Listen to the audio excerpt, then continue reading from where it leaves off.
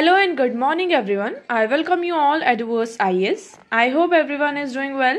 So today is 10 February 2024 and we are going to discuss important news and articles from The Hindu newspaper. So let's see what important news we got today to discuss. But before starting the video, for PDF join Telegram channel Eduverse IS.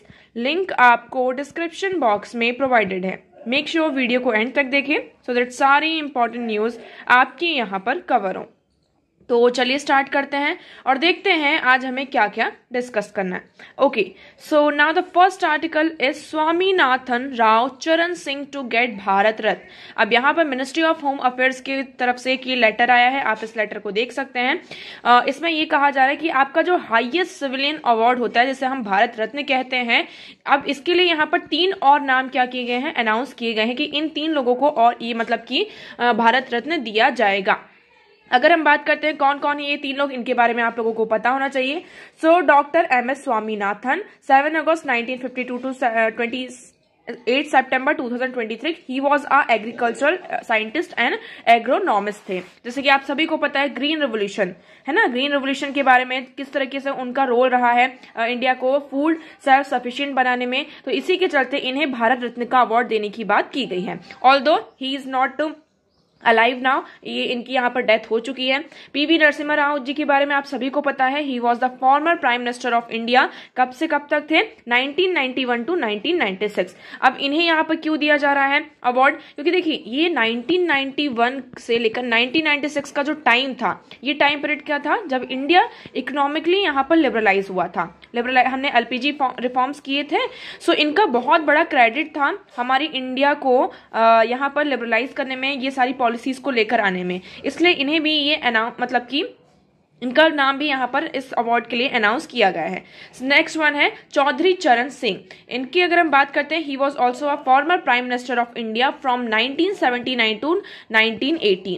Okay, इनका अगर हम बात करते हैं तो he was the leader of the Lok Dal, credited as a leader of farmer of north India. तो यहाँ पर नॉर्थ इंडिया में जो फार्मर्स थे उनके लीडर की तरह इनको और लोक दल के एक तरीके से लीडर की तरह इनको माना जाता है. सो देखिए अभी यहाँ पर टोटल अगर हम बात करते हैं भारत रत्न की, तो साल में इन अ 1 ईयर यहाँ पर 2 नाम अनाउंस होते हैं जिनको भारत रत्न दिया जाता है. लेकिन इस साल टोटल कितने हो चुके हैं, 5 हो चुके हैं. तो इसमें थोड़ा सा क्वेश्चन उठाया जा रहा है ओके कि एक साल में 5 क्यों दिए जा रहा है. अब यहाँ पर दूसरा इसका अगर हम आंसर देखते हैं तो ये कहा जा रहा है कि इन 2023 हमने यहाँ पर क्या किए थे, भारत रत्न के अवार्ड्स नहीं दिए थे. तो मे भी उसको कवर अप करने के लिए, ये सारी चीजें करने के लिए हम यहाँ पे भारत रत्न दे रहे हैं. अभी देखिए सब नाम अनाउंस हुए हैं और आप लोगों को ये भी याद रखना है कि ये जो टोटल 5 नाम यहाँ पर अनाउंस हुए हैं उसमें से 4 जो है 4 person they are late person, मतलब दे आर ऑलरेडी डाइड, उनकी यहाँ पर मृत्यु हो चुकी है. सिर्फ एक ही पर्सन यहाँ पर अलाइव है. सो अभी आप यहाँ पर देखेंगे. अच्छा, अभी हम बात करें 2024 में यहाँ पर 5 नाम अनाउंस हुए हैं फॉर द भारत रत्न. क्या इससे पहले भी कभी कुछ ऐसा हुआ था कि एक साल में 2 से ज्यादा यहाँ पर नाम अनाउंस किए गए हो? सो इन 1999 यहाँ पर 4 नाम अनाउंस किए गए थे, बट इस साल अगर हम बात करते हैं 2024 की तो अभी 5 अनाउंस किए गए. अभी देखिए अनाउंस हुआ है, यहाँ पे अनाउंसमेंट हुआ है, अभी प्रॉपर हमारे पास न्यूज नहीं आई है. तो देखिए ये यहाँ पर हम बात करते हैं मिनिस्ट्री ऑफ होम अफेयर्स की तरफ से पूरा लेटर आया है. Bharat Ratna the highest civilian award of the country was instituted in the year 1954. अब देखिए अगर हम भारत रत्न की बात करते हैं, ये कौन सी ईयर में आपका इंस्टीट्यूट हुआ है, 1954 में. Any person without distinction of race, occupation, position और sex is eligible for these awards. ये आप किसी भी रेस से यहाँ पे बिलोंग करते हो, आपका कुछ भी ऑक्यूपेशन हो, आपकी कोई भी कास्ट हो, इट डजेंट मैटर, ये अवार्ड सभी को यहाँ पर, मतलब अगर आपका काम उस बेसिस पर है तो यहाँ पर दिया जाता है. So it is awarded in the recognition of exceptional service performance of the highest order in any field of human Endeavour. तो इसमें ये कहा जा रहा है कि आपने कुछ ऐसा काम किया है जो कि बहुत ही ज्यादा एक्सेप्शनल है, आपने कुछ ऐसी सर्विस प्रोवाइड की है, ऐसा आपका परफॉर्मेंस रहा है कि विच इज एक्सेप्शनल एंड उसे हमें रिकॉग्नाइज करना चाहिए. सो इस बेसिस पर ये अवार्ड यहां पर दिया जाता है. ओके, सो अगर हम बात करते हैं, so the recommendation of Bharat Ratna are made by prime minister himself to the president. अब ये सारे पॉइंट्स यहाँ पर बहुत ज्यादा इंपॉर्टेंट है, आपको ये याद रखना है कि जो रिकमेंडेशंस होती है भारत रत्न की वो किसके द्वारा दी जाती है, आपकी प्राइम मिनिस्टर खुद यहाँ पर प्रेसिडेंट को रिकमेंडेशंस देते हैं कि इस पर्टिकुलर पर्सन को यहाँ पर क्या करना चाहिए, भारत रत्न देना चाहिए। The number of annual awards is restricted to maximum of 3 in a particular year. अब देखिए ये पॉइंट आपके लिए इंपॉर्टेंट हो जाता है, आपको यहाँ पर नोटिस करना है, ठीक है, कि साल में particularly in a single year कितने हो सकते हैं, 3 हो सकते हैं, लेकिन अभी यहाँ पर इस साल कितने हैं, 5 हैं। तो ये यहाँ पर थोड़ा सा इशू आ रहा है ना। फिर आप बात करते हैं, इसमें कोई भी मॉनेटरी ग्रांट नहीं होता है कि मतलब ये आपको अवार्ड मिल रहा है। जैसे कि कुछ अवार्ड्स में ऐसा होता है ना कि अवार्ड्स मिलता है, उसके साथ अवार्ड के साथ साथ आपको मॉनेटरी ग्रांट्स भी दिए जाते हैं, पैसे भी मिलते हैं। सो इस भारत रत्न में ऐसा कुछ भी नहीं होता है, ये सिर्फ आपका क्या है, एक रिकॉग्नाइजेबल एक हाईएस्ट सिविलियन अवार्ड है।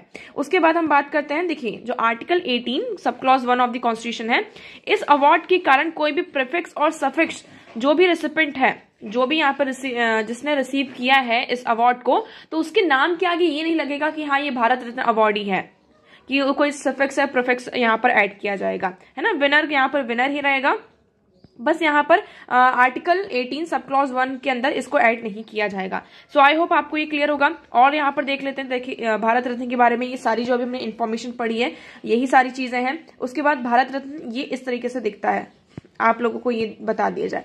So the initial award was circular gold medal with the sun on the observe side 35 mm in diameter. पहले ये कैसा था, सिर्फ इतना था, इतना सा, ये जो आपको इतना पार्ट दिख रहा है ये पहले इतना था। उसके बाद यहाँ पर बाद में क्या होता है, भारत रत्न को यहाँ पे देवनागरी स्क्रिप्ट में यहाँ पर इनग्रेव्ड हमें देखने को मिलता है। और फिर इसमें ये जो इंडिया का जो एनवेलप है, ये इस तरीके से इसको भी यहाँ पे क्या किया जाता है, पेश किया जाता है। So the national envelope of India fashion of platinum with the national motto Satyamev Jayate written in the Devanagari script on the other side. तो एक साइड में ऐसा होता है, दूसरे साइड में आपका ये, इसको आप अगर उल्टा करेंगे, पलटेंगे, तो दूसरे साइड में हमें ये देखने को मिलता है। Okay, so the Alipore Mint in Kolkata produced the Bharat Ratna medal as well as other renowned prizes such as the Padma Vibhushan, Padma Bhushan, Padma Shri and Paramveer Chakra। तो अब देखिए भारत रत्न को यहाँ पे कौन प्रोड्यूस करता है उसके बारे में भी आपको पता होना चाहिए। अलीपोर मिंट यहाँ पर कोलकाता में ये प्रोड्यूस करती है। उसके साथ साथ वो जो हमारे पद्म भूषण, पद्म विभूषण, पद्मश्री, परमवीर चक्र, ये सारे अवार्ड्स भी जो प्राइजेस होते हैं, इसको भी यहाँ पे प्रोड्यूस किया जाता है by the Alipore mint. I hope आपको ये क्लियर होगा। और ये जो 3 हमारे रिकॉग्नाइजेबल पर्सन्स हैं जिनका नाम अनाउंस हुआ है, ये आपको यहाँ पर याद रखने हैं। ओके, नेक्स्ट मूव करते हैं। So the next article is prudence prevails. अब देखिए इसमें बात की जा रही है कि अभी मॉनेटरी पॉलिसी की यहाँ पर क्या हुई है, मीटिंग हुई है, मॉनेटरी पॉलिसी कमेटी की। मॉनेटरी पॉलिसी कमेटी की मीटिंग क्यों होती है, इसके बारे में आपको पता होना चाहिए। कि तो देखिए आरबीआई क्या है, आरबीआई की अगर हम बात करते हैं तो आरबीआई क्या करती है, इन्फ्लेशन, आपकी जो कंट्री है, इकोनॉमी है, इसमें इन्फ्लेशन होता है, इसके चलते जो वेरियस रेट्स होते हैं, इन्फ्लेशन के चलते आपके जो वेरियस रेट्स होते हैं, for example repo rate, reverse repo rate, CLR और SLR, तो इन रेट्स में क्या किया जाता है, चेंज किया जाता है। इस बेसिस पर क्या होता है, जैसे इन्फ्लेशन ज्यादा है तो जो रेट्स होते हैं, आपके इंटरेस्ट रेट्स होते हैं, उनको इंक्रीज कर दिया जाता है। और अगर इन्फ्लेशन यहाँ पर कम होता है, ऐसी कुछ सिचुएशन आती है, अगर इन्फ्लेशन आपका एक ही मतलब प्रॉपर वे में चल रहा है, जो हमारा आइडियल टारगेट है 4% का, अगर उसमें चल रहा है तो उसमें कोई चेंज नहीं किया जाता है। अगर कम है तो फिर यहाँ पर फिर से जो आपके रेपो रेट्स होते हैं, रिवर्स रेपो रेट्स होते हैं, इसमें यहाँ पर इंक्रीज और डिक्रीज किया जाता है। तो इस बेसिस पर यहाँ पर होता है। रेपो रेट में क्या होता है, इसके बारे में आप सभी को पता होगा। रेपो रेट में गवर्नमेंट क्या करती है, इंटरेस्ट रेट्स को बढ़ा देती है।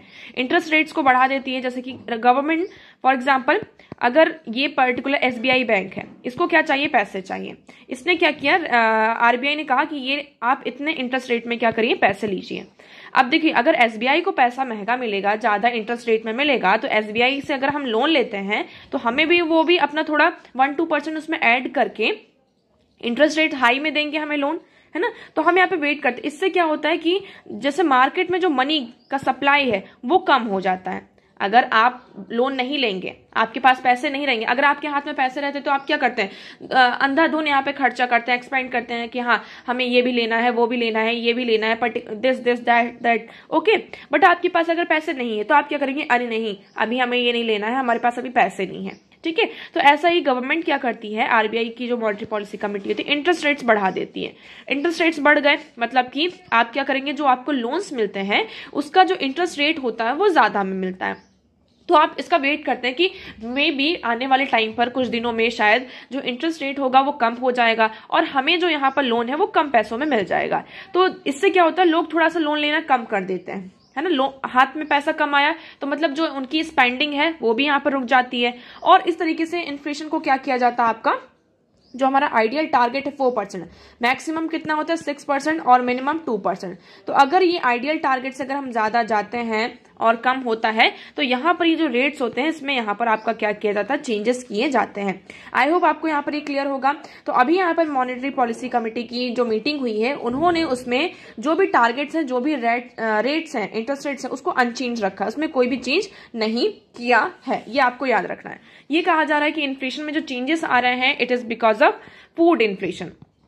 अब देखिए जो इन्फ्लेशन होता है उसको कैसे मेजर किया जाता है, इसमें आपके दो चीजें आ जाती हैं। एक होता है आपका सीपीआई, कंज्यूमर प्राइस इंडेक्स जिसे हम कहते हैं, इसमें आपके गुड्स प्लस सर्विसेज दोनों चीजें आती हैं, ठीक है। दूसरा होता है आपका डब्ल्यूपीआई। ना इन डब्ल्यूपीआई ओनली गुड्स का आपका होलसेल प्राइस इंडेक्स, ये है हमारा consumer price index and this is wholesale price index.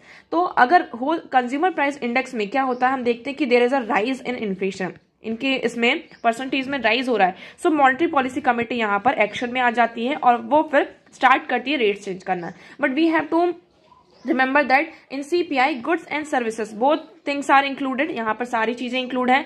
उसके साथ साथ इसमें जो फूड बास्केट है, अगर हम फूड बास्केट की बात करें तो फूड बास्केट का जो आप कह सकते हैं कि टारगेट है, मतलब फूड बास्केट का जो एम्बिट है, जो नजरिया है वो बहुत ज्यादा है इसमें, ठीक है। इसके कारण हमें क्या देखने को मिलता है कि इन्फ्लेशन रेट में कभी ज्यादा हो जाती है, कभी यहाँ पर कम हो जाता है।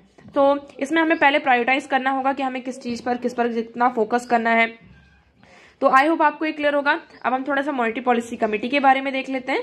सो Reserve Bank of India Act 1934 was amended by the Finance Act India 2016 to constitute MPC. तो यहाँ पर मॉनेटरी पॉलिसी कमेटी को कॉन्स्टिट्यूट करने के लिए 2016 में क्या किया जाता है, फाइनेंस एक्ट ऑफ इंडिया को अमेंड किया जाता है। It is task with the framing monetary policy using tools like repo rates, reverse repo rates, bank rate, cash reserve ratio. तो हमारे जो सीआरआर होते हैं, एसएलआर होते हैं, रेपो रेट्स होते हैं, रिवर्स रेपो रेट्स होते हैं, तो ये ऐसे टूल्स हैं जिसमें मॉनेटरी पॉलिसी क्या करती है, इनको टास्क दिया जाता है कि आप इन टूल्स का यूज करके जो इन्फ्लेशन है, इकोनॉमी की जो भी अगर कुछ प्रॉब्लम आती है तो आप उसे क्या करिए, ठीक करिए। So it has been instituted by central government of India under section 45 ZB of the RBI act that was amended in 1934। Functions की बात तो हमने कर ली, कंपोजिशन की बात कर लेते हैं। In the monetary policy of committee there are 6 members, यहाँ पर 6 मेंबर्स होते हैं। Of the 6 member government will nominate 3। ये आपके जो 6 मेंबर्स होते हैं इस 6 में से 3 गवर्नमेंट नॉमिनेट करती हैं and no government official will be nominated to the MPC. यहाँ पर कोई गवर्नमेंट का ऑफिशियल जो होता है उसे नॉमिनेट नहीं किया जाता है, ये भी आपको याद रखना है। अदर 3 जो मेंबर्स होते हैं उन्हें आरबीआई के गवर्नर क्या करते हैं, एक्स ऑफिशियो जो चेयरपर्सन है, deputy governor of RBI in charge of the monetary policy will be a member and also executive director of the central bank. Okay तो ये जो अदर 3 है उसमें आरबीआई के गवर्नर होते हैं आपके, एक्स ऑफिशियल चेयरपर्सन, यहाँ पे डिप्टी गवर्नर होते हैं आरबीआई के, एंड मॉनेटरी पॉलिसी के जहाँ पर जो एग्जीक्यूटिव डायरेक्टर होते हैं सेंट्रल बैंक के, वो यहाँ पर होते हैं। आई होप आपको ये पूरा क्लियर होगा। नाउ नेक्स्ट मूव करते हैं। So the next article is the decline of America's leadership.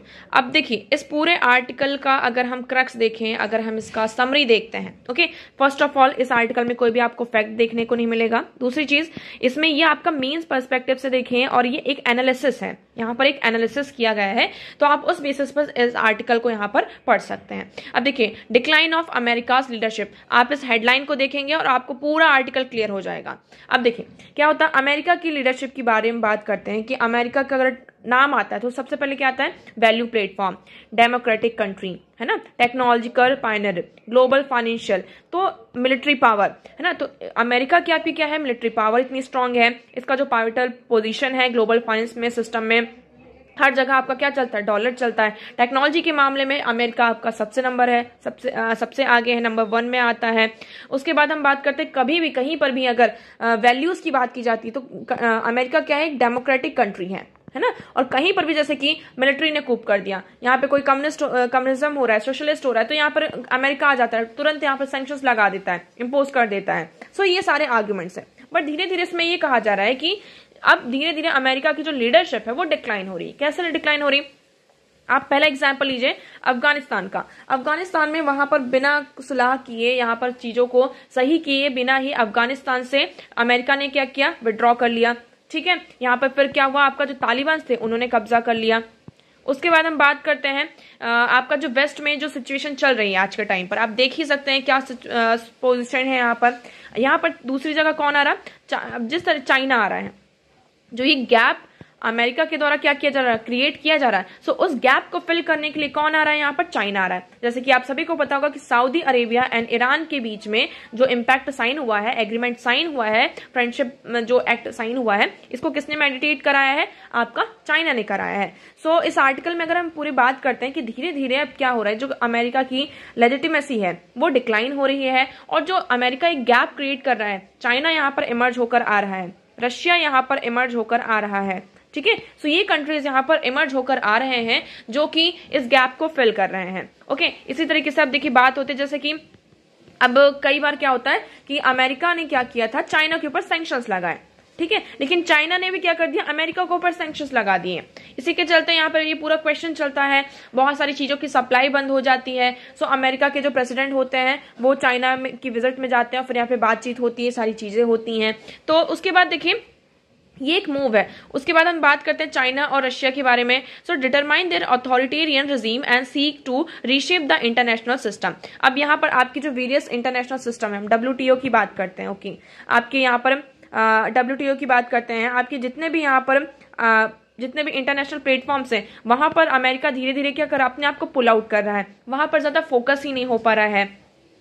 अगर हम यूनाइटेड नेशंस की बात करते हैं, सो यूनाइटेड नेशन में आप देखेंगे कि यहाँ पर जो अमेरिका का रोल, USA का रोल होना चाहिए, वो रोल हमें नजर नहीं दिखाई दे रहा है जैसा कि होना चाहिए, है ना। सो ये सारी चीजें यहाँ पर हैं। तो यही इस आर्टिकल में कहा जा रहा है कि धीरे धीरे क्या हो रहा है, आपका अमेरिका की जो लीडरशिप है वो डिक्लाइन हो रही है, और उस गैप को कौन फिल कर रहा है, आपका चाइना फिल कर रहा है एंड रशिया फिल कर रहा है। इसी के चलते आप सभी को पता है कि इंडिया के लिए भी क्वेश्चन यहाँ पर क्वेश्चन मार्क आता है, क्वेश्चन उठता है कि अमेरिका को इंडिया को किसके साथ होना चाहिए, USA के साथ या फिर चाइना के साथ, है ना। सो अभी यहाँ पर ये हमारे लिए एक डायलेमा होता है कि अगर हम US के साथ जाते हैं तो चाइना क्या है, हमारी एक नेबरिंग कंट्री है। ओके, सो चाइना के साथ अगर हमारे रिलेशन खराब होते हैं तो ये भी गुड साइन नहीं है, क्योंकि वो हमारा नेबर है, कभी भी कुछ भी हो सकता है। हम हमारे बगल में ही हम दुश्मन को रखेंगे तो एक कंट्री को हम कैसे सिक्योर कर पाएंगे, हम अपने आप को कैसे सिक्योर कर पाएंगे। Okay, so I hope this one is clear. Now next move करते हैं। So the next article is can preamble be amended keeping date in act ask supreme court. अब देखिए प्रियम्बल क्या है, आप सभी को पता है, प्रियम्बल को हम हिंदी में प्रस्तावना कहते हैं। प्रियम्बल की अगर हम बात करते हैं, so this is your preamble. We the people of India having solemnly resolved to constitute India into sovereign socialist secular democratic and republic. अब आप सभी को पता है कि यहाँ पर जो 42nd अमेंडमेंट होता है उसमें से कितने वर्ड्स ऐड किए जाते हैं, यहाँ पर 3 वर्ड्स आपके ऐड किए जाते हैं। कौन कौन से वो वर्ड्स हैं, आप एक बार कमेंट सेक्शन में कमेंट करके बताएंगे पहले तो। उसके बाद अब हम बात करते हैं, सुप्रीम कोर्ट में एक पिटीशन फाइल की गई है। क्या पिटीशन है, पहले हम इस न्यूज को देखते हैं, उसके बाद हम आगे बढ़ेंगे। प्रीएम्बल के बारे में यहाँ पर कुछ इंपॉर्टेंट फैक्ट्स यहाँ पर देखे जाएंगे। यहाँ पर क्या क्या चीजें आ जाती हैं। आपका जो मतलब ये पिटीशन है, पिटीशन ये कहता है कि जो आपके कुछ वर्ड्स हैं, सोशलिस्ट हैं, सेक्युलर है ना, ये वर्ड्स हमने क्या किया था, आपका जो स्टार्टिंग का प्रीएम्बल था, है ना, जब प्रीएम्बल आपका बना था उस टाइम पर ये सारे वर्ड्स ऐड नहीं थे। हमने यहाँ पे 42nd अमेंडमेंट किया, उसके बाद ये सोशलिस्ट सेक्युलर इन वर्ड्स को यहाँ पर ऐड किया, लेकिन हमने ये जो एडॉप्शन डेट है उसको चेंज नहीं किया है, वो अभी भी 26 नवंबर 1949 है। इसका मतलब क्या हुआ कि जितने भी वर्ड्स अभी यहाँ पर हैं, हम इंपॉर्टेंट वर्ड्स की बात करें, sovereign, socialist, secular, democratic, Republic, justice, liberty, fraternity, equality, है ना। तो ये सारे जो वर्ड्स हैं आपके, मतलब इसका मतलब ये है, इट मीन्स दैट ये सारे वर्ड्स हमने 26 नवंबर 1949 को ही अडॉप्ट किया। बट हमने यहाँ पर क्या किया था, 42nd अमेंडमेंट जो एक्ट होता है उसके तहत हमने सोशलिस्ट और सेक्युलर वर्ड्स को ऐड किया था। 1976 में। तो उसमें ये कहा जा रहा है कि जो वर्ड है आपका सोशलिस्ट और सेकुलर, इसे क्या कर देना चाहिए, हटा देना चाहिए, और हमारी जो यहाँ पर इनेक्टमेंट डेट है उसे वही का वही रखना चाहिए। और इसके साथ साथ देखिए ये बहुत इंपॉर्टेंट है, the phrase unity of the nation was replaced with the unity and integrity of nation. यहाँ पर जो स्टार्टिंग में फ्रेज था वो क्या था, unity of the nation, but उसे हमने रिप्लेस किया और क्या कहा, unity and integrity of the nation. इस तरीके से यहाँ पे क्वेश्चन फ्रेम होते हैं, आपको इस पर बहुत अच्छे से फोकस करना है। उसके बाद आप सभी को यह भी याद रखना होगा कि देखिए sovereign democratic republic, the words socialist and secular were inserted between sovereign and democratic। हम इसकी बात करते हैं कि जो आपका वर्ड है सोशलिस्ट एंड सेकुलर, ये देखिए ये दो वर्ड्स हैं आपके सोशलिस्ट एंड सेकुलर, ये किसके बीच में आए हैं, आपके डेमोक्रेटिक एंड सोवरेन के बीच में आए हैं। अब ये ऐसा क्यों हुआ है, इसका भी यहाँ पर रीजन है कि हम एक डेमोक्रेटिक रिपब्लिक के बीच में सेकुलर और सोशलिस्ट वर्ड को क्यों ऐड करें। हम इसकी बात भी तो लिख सकते थे इसको, क्या यहाँ पर वो बन रहा है आपका राइम बन रहा है socialist sovereign socialist and secular democratic Republic, तो इस बेसिस पर नहीं है। इसका भी एक यहाँ पर रीजन है कि हमने क्यों ऐड किया है। अभी यहाँ पर आपको ये याद रखना है, आपको ये प्रीएम्बल याद होना चाहिए। सबसे पहली बात तो प्रीएम्बल में जो हमारे इंपॉर्टेंट पॉइंट्स है क्या क्या, सोवरेन की कंट्री क्या है आपकी, इंडिपेंडेंट है। सोशलिस्ट मतलब every individual is equal. Secular मतलब हम किसी भी रिलीजन को हेट नहीं करते हैं। Democratic means the government representative is elected by the people. Republic means no one should treat the fellow citizen as inferior. यहाँ पर किसी भी फेलो सिटीजन को हम इंफीरियर नहीं समझेंगे। लिबर्टी की बात करते हैं, so provide opportunity for development of the individual. और यहाँ पर आपको ये भी याद रखना, जस्टिस हमें किसमें, सोशल, इकोनॉमिक एंड पॉलिटिकल। तो ये इसका प्रीएम्बल का एक एक वर्ड हमारे लिए बहुत ज्यादा इंपॉर्टेंट है। उसके बाद हम प्रीएम्बल क्या हमारे कॉन्स्टिट्यूशन का पार्ट है। इन जो आपका बैरूबारी केस होता है 1960 में, उसमें सुप्रीम कोर्ट ने ये कहा कि preamble is not a part of our constitution. But ये केशवानंद भारती केस होता है 1973 में, जिसमें सुप्रीम कोर्ट अपने ही ऑर्डर को चेंज करते हैं और ये कहते हैं कि preamble is a part of the constitution. Although इसमें आपको ये रखना है, preamble is a part of the constitution, but ये हमारे लेजिस्लेचर का और किसी भी चीज को प्रोहिबिट करने का सोर्स नहीं है, पावर नहीं है। ये नॉन जस्टिसिएबल है। Its provisions are not enforceable in any courts of the law.